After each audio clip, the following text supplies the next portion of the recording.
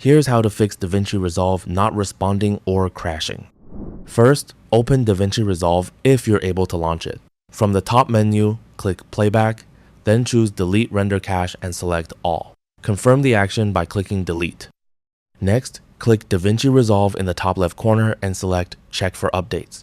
Make sure you're using the most recent version of the software. After checking for updates, close DaVinci Resolve completely. Now, open the Settings app on your Windows computer. Select System from the menu on the left, then click Display. Scroll down until you find Graphics and open that option.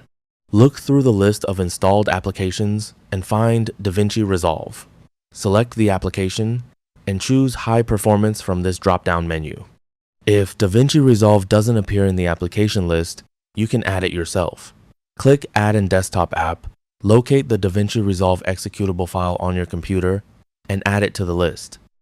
After applying these changes, launch DaVinci Resolve again and check whether the problem has been fixed.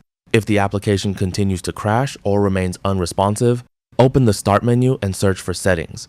Then select Apps from the left side menu. Next, click Installed Apps. Use the search field to find DaVinci Resolve and press Enter.